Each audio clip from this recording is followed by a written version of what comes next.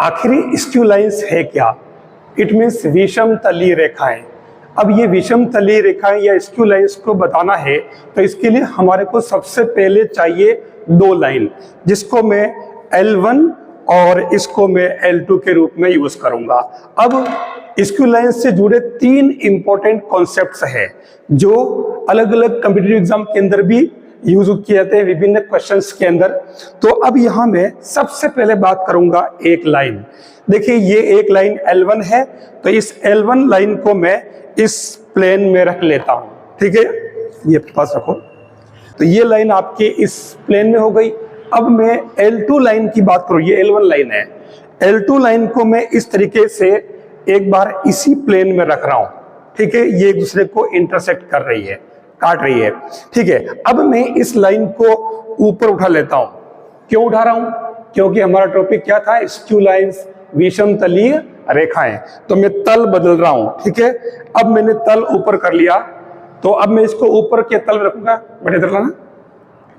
ये जैसे मान लो मैंने तल चेंज कर लिया, तो ये दूसरा तल हो गया, तो अब ये हो गया दूसरी, और इसको मैं इसके ऊपर रख रहा हूं, ठीक है।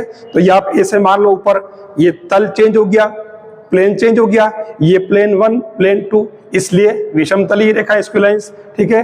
अब इसको डालो, तो ये इस तरीके से ऊपर रहेगी। अब मैं क्या कर रहा हूं, थोड़ा सा आगे ले लो, इन दोनों के बीच की शॉर्टेस्ट डिस्टेंस, लघुत्तम दूरी।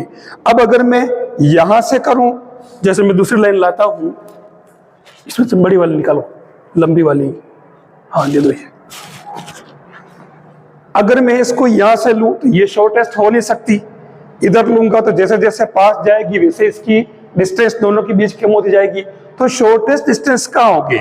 शॉर्टेस्ट डिस्टेंस जहां ये दोनों अलग अलग तल में काट रही है, इसके ऊपर ले आओ ऐसे। ये इसकी हुई शॉर्टेस्ट डिस्टेंस। आप देख लो, ये डिस्टेंस हमें फाइंड करनी होती है, जिसके लिए अपन फॉर्मूला यूज करते हैं, वेक्टर फॉर्म हो या फिर कार्टेशियन फॉर्म हो या अलग तरीके से, तो उस कंडीशन में अपन ये डिस्टेंस निकालते हैं।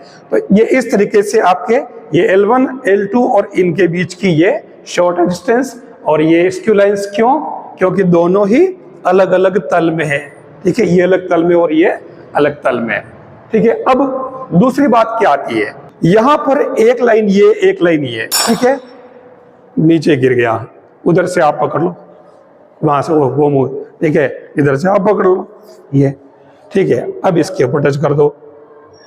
तो अब ये इसमें हो क्या रहा है? सबसे इंपॉर्टेंट कॉन्सेप्ट जो यूज करना है, शॉर्टेस्ट डिस्टेंस तो समझ आ गया, लेकिन इंपॉर्टेंट कॉन्सेप्ट ये है कि L1 और एक लाइन बीच में जो शॉर्टेस्ट डिस्टेंस वाली जो लाइन है, ये इसके परपेंडिकुलर है, और ये लाइन भी इसके परपेंडिकुलर। इट मींस अगर मैं इसको L नाम दूं तो L is perpendicular to L1 and L is perpendicular to L2, ठीक है। ये कॉन्सेप्ट आपके बहुत ज्यादा काम आता है। अब तीसरी बात मैं क्या करूं कि अगर मैं इसे हटा लेता हूं, शॉर्टेस्ट डिस्टेंस को 0 कर लेता हूं, चलो हटा दी, तो ये कहां चली जाएगी?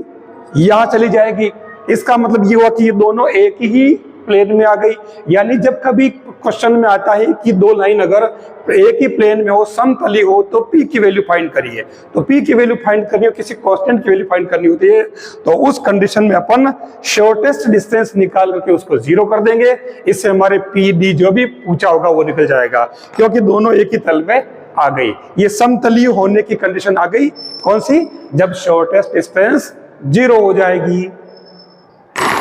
Thank you.